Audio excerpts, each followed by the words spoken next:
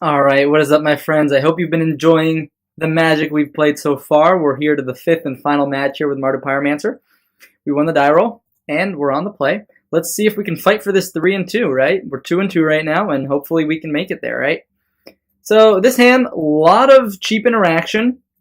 We have some redundancy with K Command and Reveler if one of them gets, discarded or removed for any reason. And we have some cheap interaction against our opponents, like if they're a creature deck. So I'm going to go ahead and keep. Obviously, don't know what my opponent is on, but I don't think this is a reasonable mulligan on the play. We have 2 lands. We got a Reveler to play towards, and we have even a K Command as like a top-end spell. So, good mix of stuff going on here. Let's see what our opponent is playing here. No idea. They're actually one of the leading people on the in the modern competitive leagues, so that would be really interesting to find out what they're playing. Spire Bluff is probably Storm. I imagine that's what's happening here. Storm, not a great matchup pre-board, but we might be able to get there post-board. We'll see. It's possible we can maybe cut them off of mana with Blood Moon, or like we needed like a turn 2 Pyromancer, really. Obviously, Swamp is not great. No way to discard the Lingering Souls. We could make ourselves discard the Lingering Souls to get a clock going. Because our opponent discarding is not that big of a deal. Also, they could easily have Remand. That's what this shock indicates to me. I'm just going to go ahead and say go. Things are not lining up well for us here. No, not at all. Definitely want to hold up interaction for potential like Brawls or Electromancers or things like that. And here it's pretty much a gifts and given turn, so we gotta be careful. Blood Moon, not the time for it, but we can just discard to hand size the Lingering Souls and maybe cast it next turn.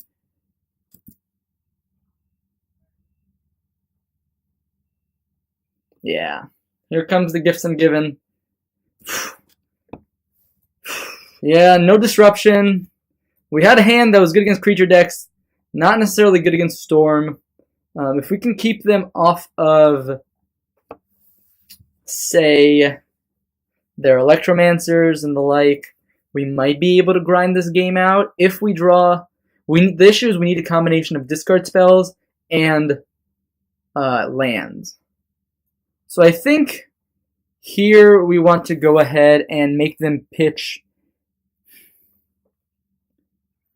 the 2 rituals, probably.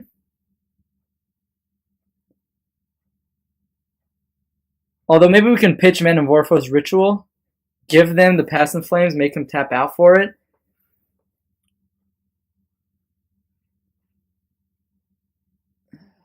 Either way, I think we're in a really rough spot here. So I'm going to go ahead and make them pitch that.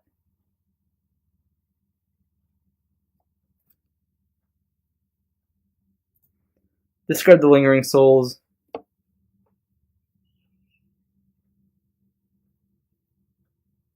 Sleight of hand, okay. Given that we have a lot of stuff going on in our hand here, it might be useful to just K-command them now. I guess they're going to discard anyways. It almost feels like thing is I want to fill up my yard one way or another, so black, red, blue, or black, red, black. Shock them, make them discard. Discard their Past in Flames. I wonder if they go Ritual. No. So Sacred Foundry means we can hold up 2 removal spells as well as Flashback Lingering Souls here. I got a feeling they have to have the Remand. No Remand is interesting. It's possible that Blood Moon might have worked out in our favor.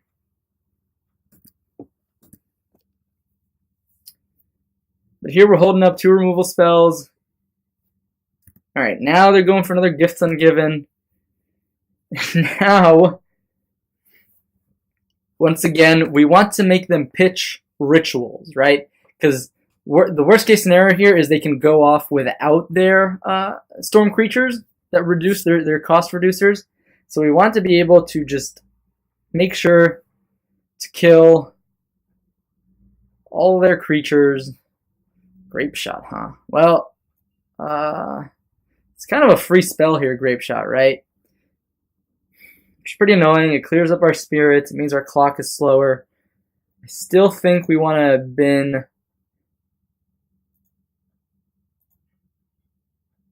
Ritual Manamorphose, because they used one of the rituals we gave them last turn. So really all we know about their hand right now is Grape Shot, Pyretic Ritual, I think, because they discarded the Past in Flames too. That's a Goblin Electromancer. As soon as they cast their first spell, I'll go ahead and Fatal Push that.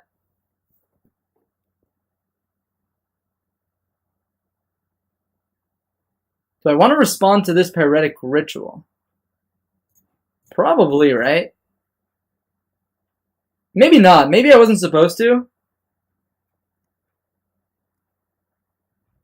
What are they remanding? My Lightning Bolt? Sure. Do they have another Manamorphose?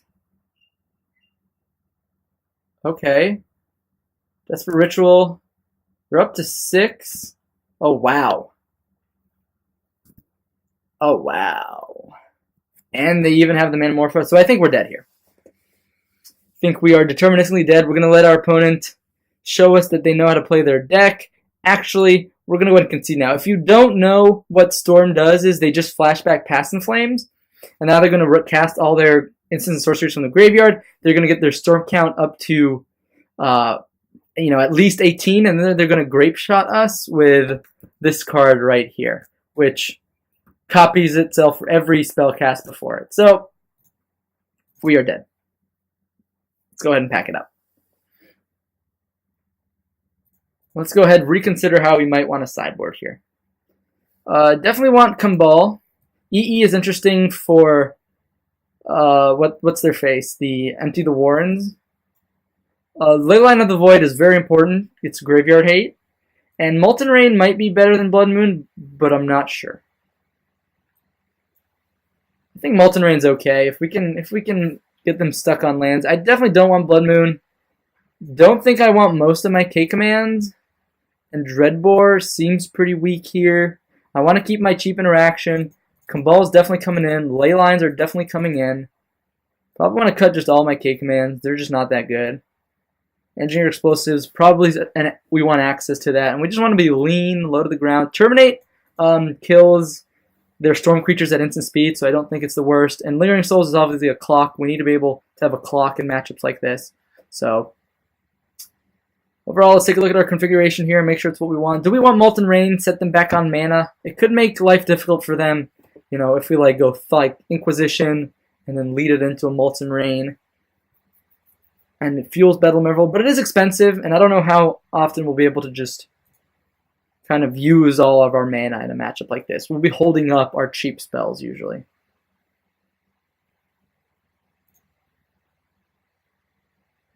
Alright, yeah, this is really good for us. We have Leyline of the Void, we have a removal spell as well as a clock. So let's just go ahead. I don't think I want to use my Faithless Looting yet. Let's go ahead and exit out of here. Opponent goes Serum Visions. Did they mulligan? No, they kept 7.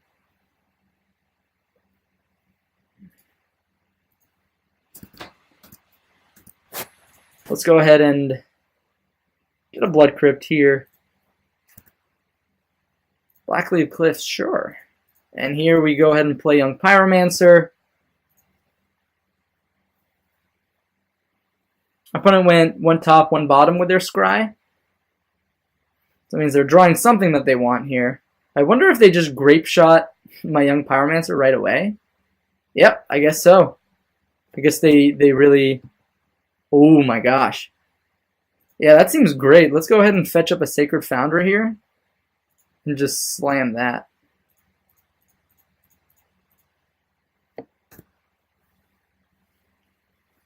Now if my opponent wants to cast any cantrip right now, they're going to have to take 2. So this is kind of like an Eidolon of the Great Rebel for us. Alright, yep. Go ahead. But I guess they have to. If they don't have lands, if they don't have anything but stuff to do with 2 mana, I mean... Okay, they found the lightning bolt. That's... Well, that's fine, I guess. Gotta grind through here. Let's see how our opponent scries. It's 2 to the top. That's never what I want to see. Never. I'm going to go ahead and leave white open in case... Jeez.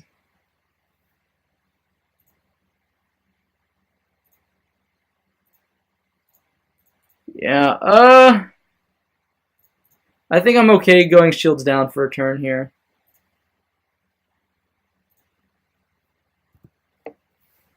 It's kind of frustrating because drew a lot of lands there. But, yeah. A Baral here. Ooh. Nothing? I think I'm going to go ahead and bolt this right now. If they have remand, they can go ahead and remand me right now. Unsubstantiate. Return target creature to its owner's hand. That is annoying. Hopefully here I can take a Gifts Ungiven. Wow, their hand is so redundant. This is crazy. I guess Serum Visions provides the best. I guess Manamorphose helps them, like, it's like generates free mana, but Serum Visions is the best dig towards something. So I think we take the Visions and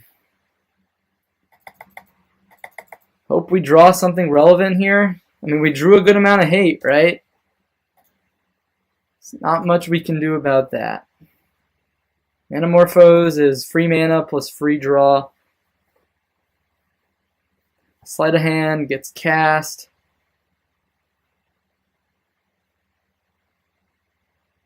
Op gets cast.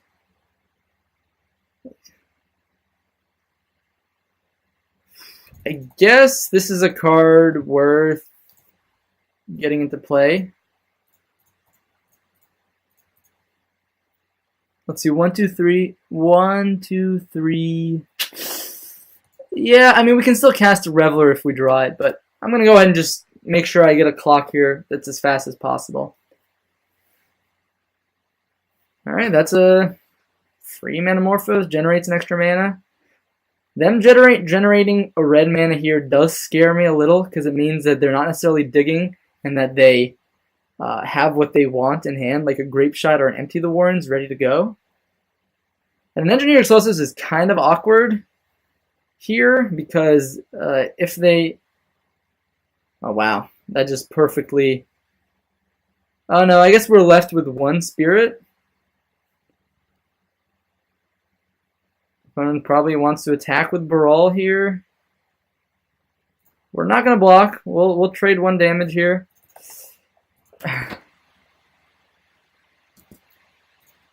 Yeah, I'm not particularly happy right now, but we're also not dead. So Leyline might be shutting off their Gifts Ungiven plan, which is really good for us. Let's go ahead and attack first before we play this young Pyromancer.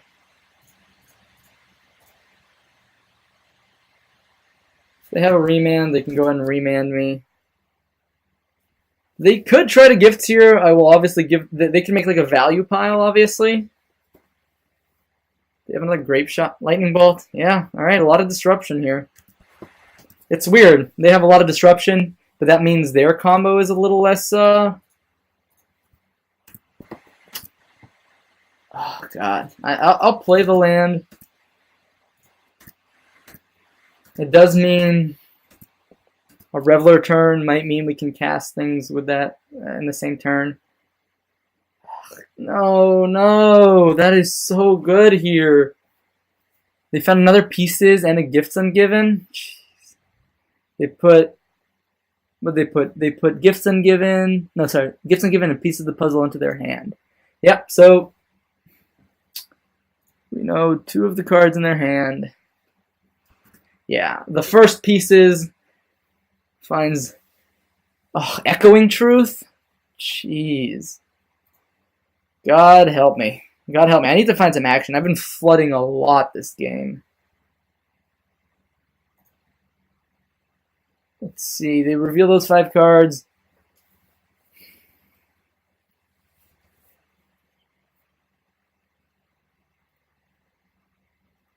Probably don't want the Pants and Flames or the Pyromancers. Oh, they can't take the Pyromancer's Ascension. They probably want, my guess is Manamorphose plus Echoing Truth. Or maybe they're actually debating whether they can go off this turn. So they put Past and Flames and Echoing Truth into their hand. Interesting. So we know 3 of the 5 cards in their hand. If we find a discard spell on this turn, we might be okay. Let's see. Do we have any more fetchables? I don't, other than, I think we got basics and such. Let's just get a basic Swamp.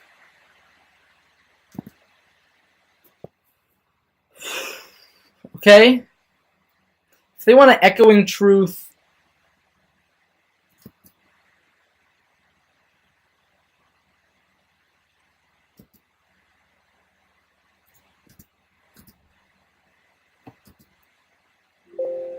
whoops, sorry guys. Looks like my computer's running low on battery. Give me 2 seconds here. I'll be right back. Alright, and we're back. So, Echoing Truth, if they don't... Yeah, they're pretty incentivized to Echoing Truth right now. And if they go ahead and Echoing Truth my Leyline, I can terminate the Brawl, and that might make it difficult for them to combo off this turn.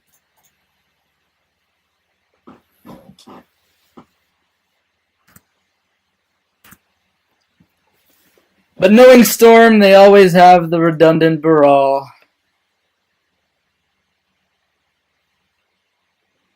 Or they're just going off right now. God, I hate Storm. They drew a lot of their disruption there, which obviously was good for them. Alright, they're going for the Gifts Ungiven. Now we want to make sure we bin all rituals. Because this is not a kill here necessarily. So, like, they need rituals right here to go off. So we bin all of their Pyretics and all the Desperate Rituals that we see here. We'll go ahead and bin. Let's see. Let's think this through, because we don't know the other last card in their hand. But if we give them 1 ritual, they use that mana plus that, they go up to 5 mana, they can cast... So if the last card in their hand is a ritual... Oh, but they also picked Island, right? Yeah, they picked Island, so that means if I give them a ritual, they go off. So these 2 are going in the yard here. And they can go ahead and empty here for... I'm not quite sure how much. Is that the island I gave them? Yeah, just checking. Yep, empty for 8. And here we play that again. Fatal Push one of these. And that Fatal Push actually is relevant because it makes it a slower clock.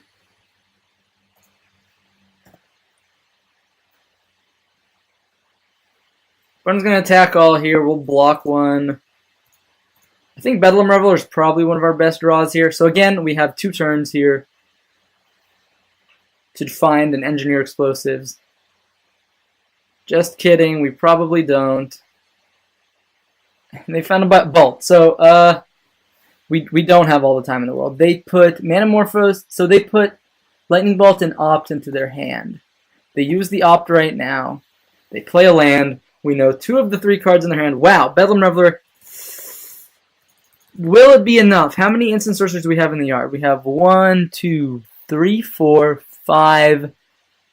5. So it costs 3. I think we want to play this land and go to 6. I guess Past in Flames. No.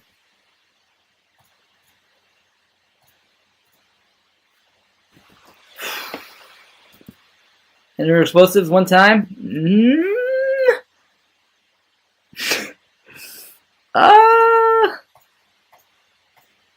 It's not quite good enough. That fetch actually killed us. Interesting. They're going to bolt us here. Oh, no, it isn't. No, it isn't. Because we remove one of the goblins. Right? We go to 3. Go back up to 5. Take their Pass and Flames. We have a blocker. We have one more turn. Let's do it, friends. Let's go for it. So Faithless Looting is not a draw here. Bedlam Reveler might be our best draw from this position.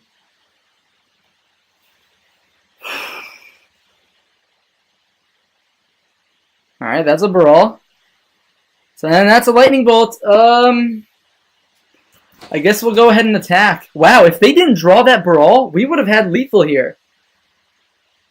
And our opponent sees the line, unfortunately. The writing is on the wall. We don't have a Lingering Souls. We got nothing in the yard. Wow. Damn, that feels really frustrating because I think we had a really good setup there in game 2.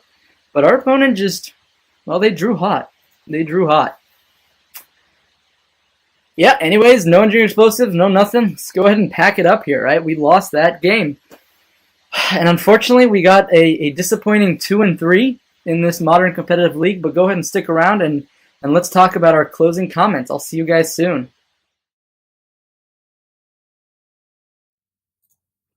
Hey guys, welcome back to the closing comments here with Mardu Pyromancer. We just finished up our modern competitive league, and unfortunately we came out with a disappointing 2 wins and 3 losses. Now, let's go ahead and talk about each matchup, right? We played against Green-Black Infect round 1, which was, I would say, a pretty good matchup. Now, it can be tough if they resolve a Phyrexian Crusader, but generally we have the tools to beat them. So I think that matchup went as it usually goes. You know, you sometimes get cheesed out in one of the games, but you can usually pull out 2 wins in a match, right?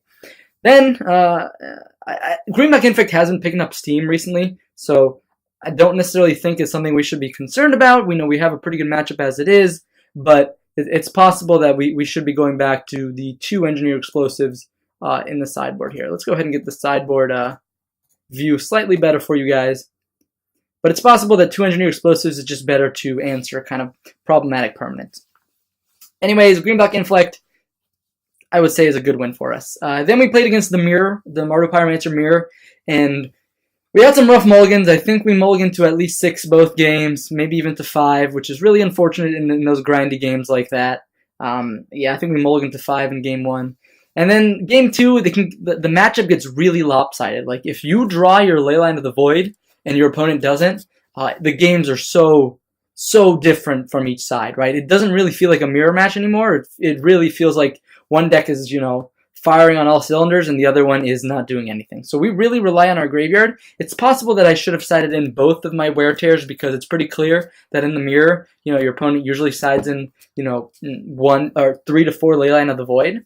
But even so, it can be quite a dead card in some board states. So I'm not sure we're supposed to bring it in 2 copies, but I definitely like at least 1.